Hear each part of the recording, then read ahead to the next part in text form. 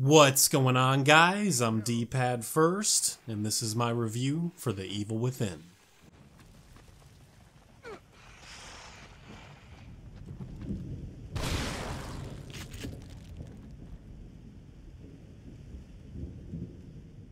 The Evil Within is probably one of those must-play games if you're a fan of survival horror games at all. If you enjoyed some of the all-time greats like Resident Evil Remake, Resident Evil 2, Resident Evil 3, and even Resident Evil 4, The Evil Within is a good mix of a lot of what made those games great.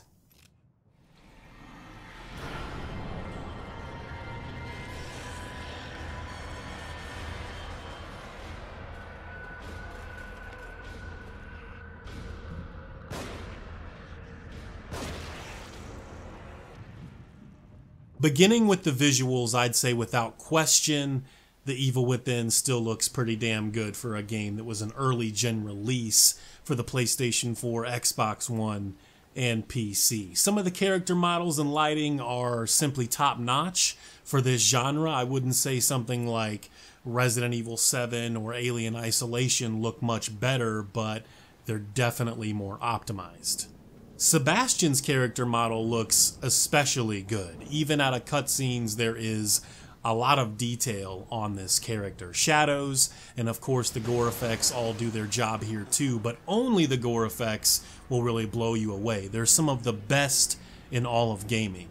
Creepy environments, excellent atmosphere, and that oh-so-good Japanese touch on creature design that, in my opinion, is probably only rivaled by the Souls games, are all on display for your eyes in The Evil Within.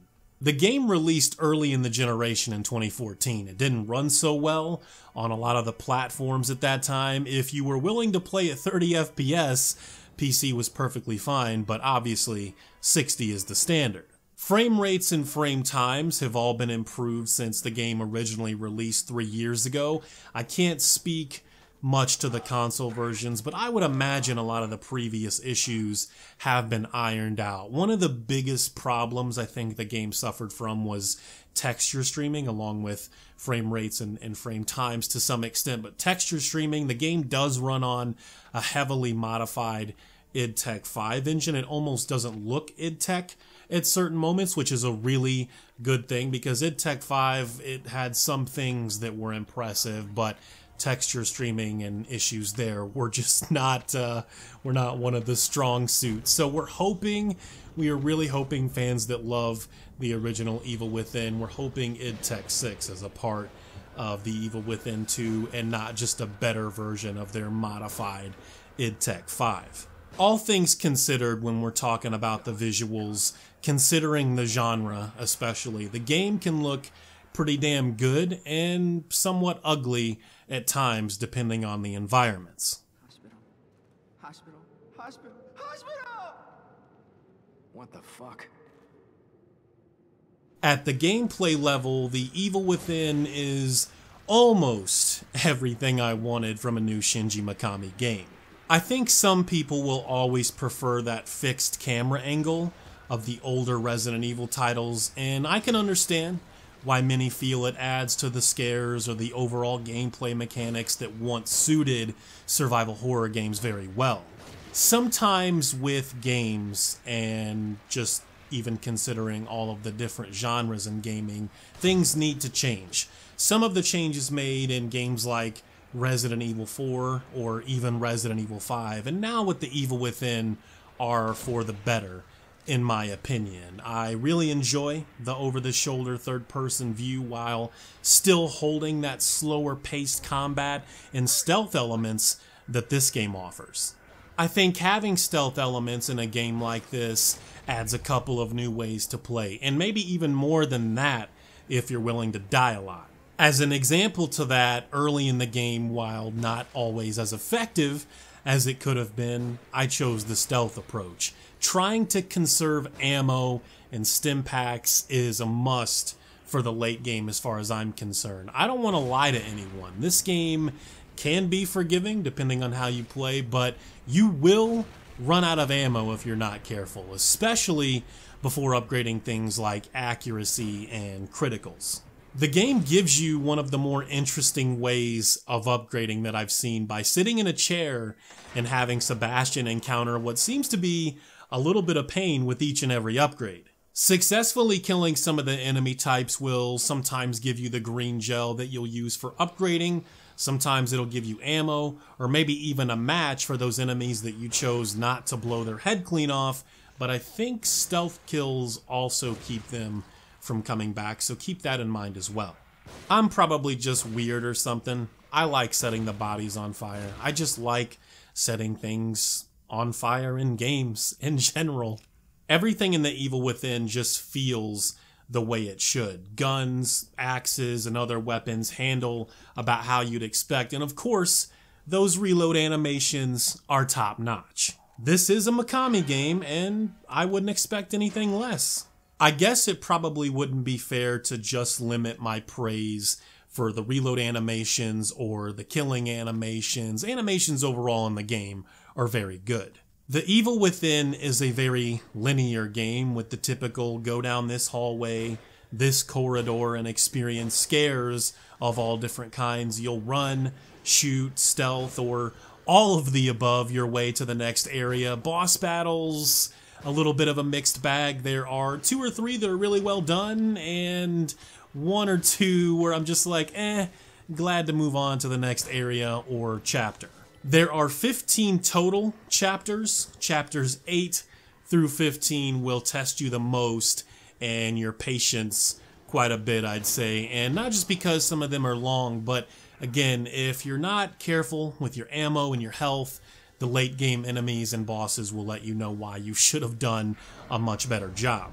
Chapters 9, 10, and 13 are probably my favorite in the game, but we have to do away with the one-hit kill crap. That nonsense can go and never come back as far as I'm concerned. I actually enjoyed that chapter, but I didn't like being chased by Ruvik with teleport and one-hit kill abilities. Oh, and guys with chainsaws, yeah, they're back. So there's that to look forward to.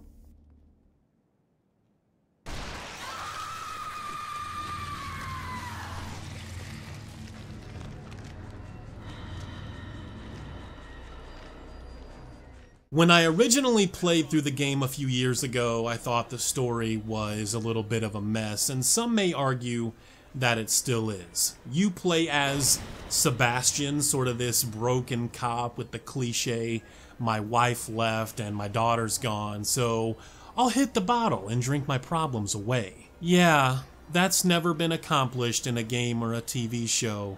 Ever, right? Rather than giving you everything that you need to see in the cutscenes, dialogue, or different files that you'll find, The Evil Within sort of leaves you to do a lot of guesswork. You do get this feeling that the game's deuteragonist Julie Kidman knows exactly what's happening from the very beginning. Her attitude and body language more or less tells you all that you need to know. This isn't just a story about the antagonist Ruvik, but there's a lot happening here with Sebastian's wife and her investigation, along with the death of their daughter and the babysitter. Again, the developers just want you to do a lot of guesswork in The Evil Within. I won't spoil too much here, but I do find it at least a little unfortunate that Tango Gameworks wants you to buy the Kidman DLC to fill in some of the story gaps. I was happy to hear that much will be answered in the upcoming sequel, and it's much more focused this time around, so that's a plus. But I also get the feeling we'll be asking even more questions after the current ones are then answered.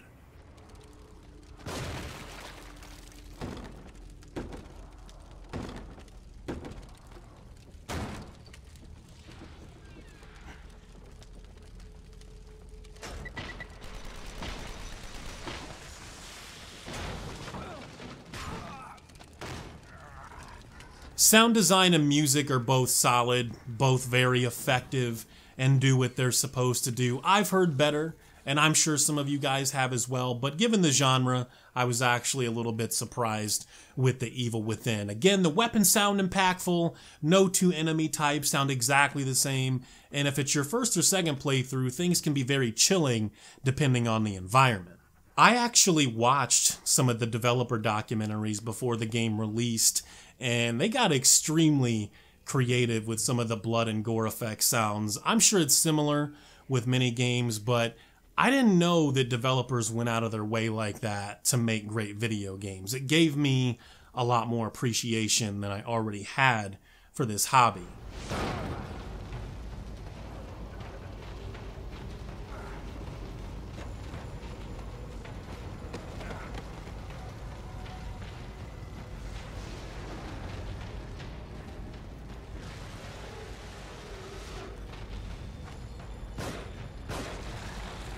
The Evil Within is possibly my favorite Resident Evil game not named Resident Evil. In some ways, this game is similar to some of the aforementioned games, and in others, it's its own game. It's right up there with stuff like Dying Light and Alien Isolation as a top 5 game for me this generation, and getting close to that 100-hour mark for a survival horror title, it might be my favorite of the generation.